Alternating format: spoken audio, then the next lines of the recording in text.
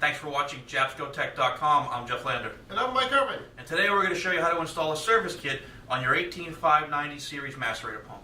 Now you're going to need an 18598-1000 service kit, a 3/8 and a 7/16" nut driver, large flat screwdriver, a pair of locking pliers, some gloves because you're coming in contact with some biological waste, and also some dishwashing liquid. It's going to help the pump prime later on down the road. Sounds good, Mike. Let's get at it.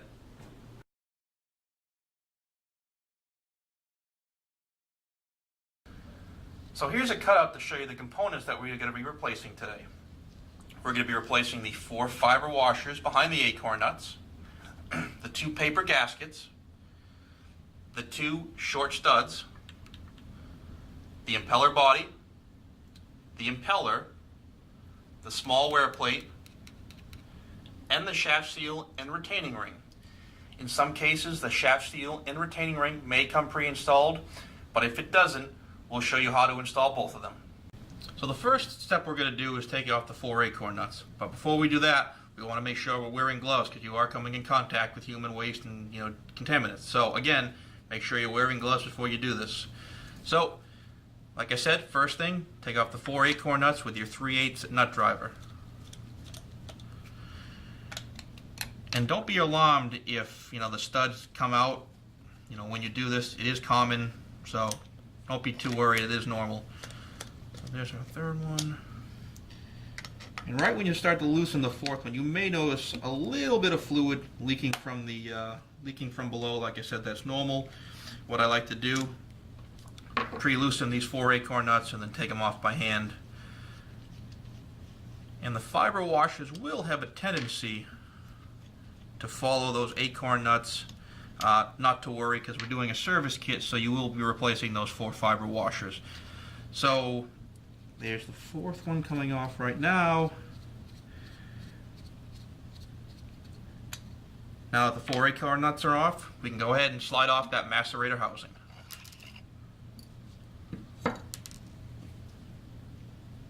So now that we have the macerator housing, the acorn nuts, and the fiber washers off, our next step is going to be taking off the chopper blade, the lock nut, the 2 paper gaskets, and the large wear plate off. So first thing we want to do is take off this little rubber bumper at the back. This will expose the shaft for you to insert your flathead screwdriver. So it could be a little tough job to do on your own, so Mike's going to help me, and it's recommended that you get a friend to help you as well. So Mike's going to go put the flathead screwdriver in the slotted shaft, and then I'm going to take the 7/16 nut driver, put it over the lock nut, and turn. So now that's loosened, take off the lock nut, wiggle the stainless steel chopper blade off, and now we can remove the paper gaskets and the large wear plate.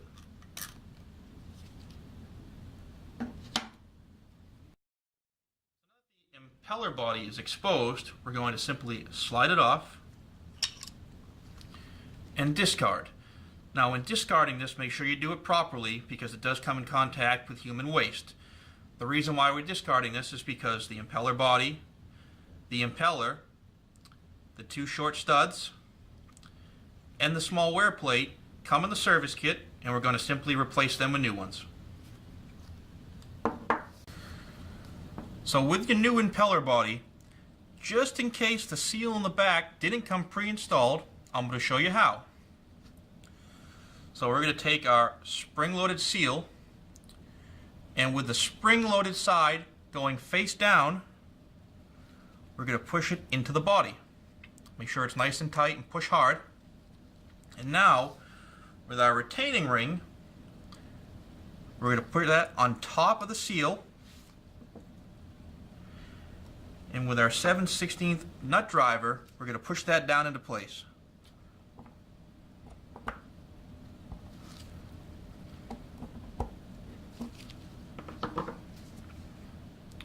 So there you have it.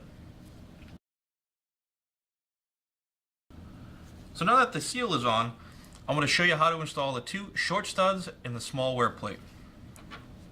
So we're taking the 2 short studs and installing them into the left and right position. So put the first short stud in and just make sure you get a couple threads in, because it will tighten when we go to put the acorns nut back on later.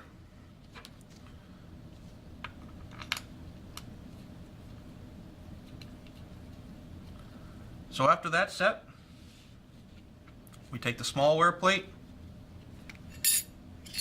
and drop it into place.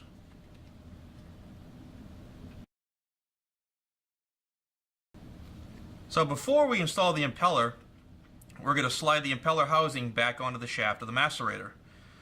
Now keep in mind, take your finger, hold it over the small wear plate, and go ahead and reinstall the impeller body all the way back.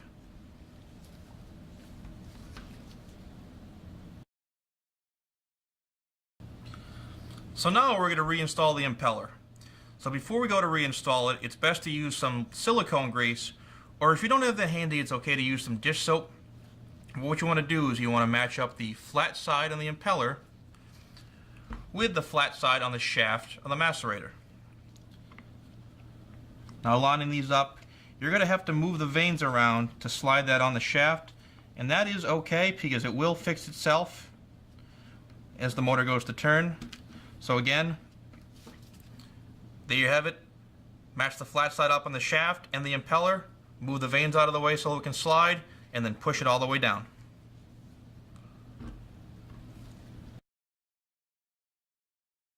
So now we're going to reinstall the 2 paper gaskets and the large wear plate.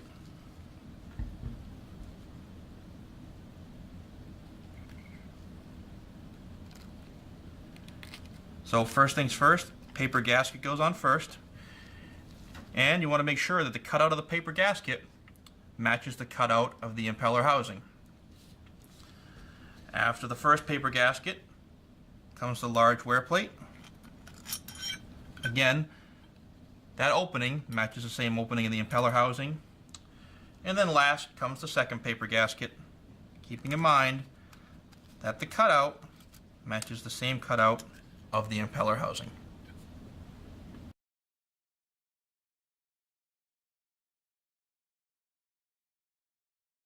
So now we're going to reinstall the stainless steel chopper blade and the lock nut. So on the stainless steel chopper blade, there's a tab. The stainless steel chopper blade goes tab side down over the flat side of the shaft. And then we take the lock nut, which has 2 sides. There's a side with 3 triangular tabs. That goes out, okay? So the side with no triangles goes down. The triangular side goes out. And we twist that on the shaft. Nominal hand tightness. And then we get our friend. So Mike's going to take the flat-sided screwdriver, hold it into the shaft end of the macerator, while I take my 7/16 nut driver and tighten it back down.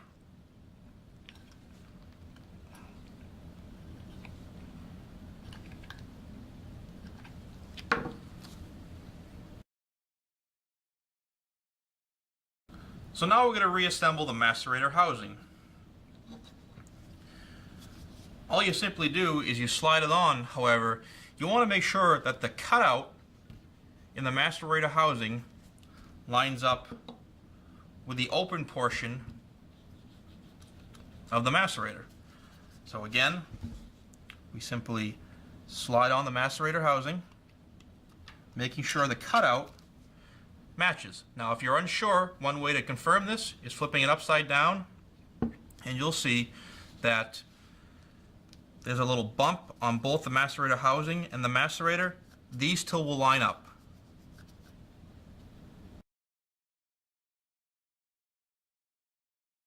So the final step is reinstalling the fiber washers and the acorn nuts. So you take the fiber washer, slide it over the stud, and then you take the acorn nut, and what I like to do is just get a couple threads and then I'll tighten it down afterwards with my 3/8 nut driver.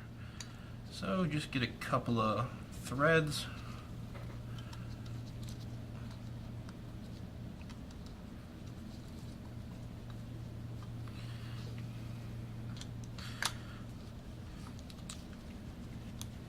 tighten it down.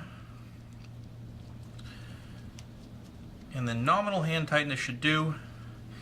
If you crank down too hard, you risk putting extra stress on the stud or the plastic housing, which may cause damage to them. So again, nominal hand tightness when you're tightening it down with a 3/8 nut driver.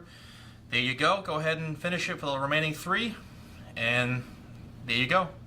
So we went ahead and we put a service kit into an 18590 Macerator. How hard was it? Mike, wasn't too bad at all. Probably took half hour or so, and it'd be up and running. Yeah. That service kit was an 18598-1000. Big thing is if when you do take out the macerator, make sure you close the seacocks on the vessel. You don't want any water coming in. And make sure you wear gloves and decontaminate your area. I'm Mike Irving. I'm Jeff Lander. Thanks a lot for watching this episode at Jabsco.com. We look forward to seeing you in the future.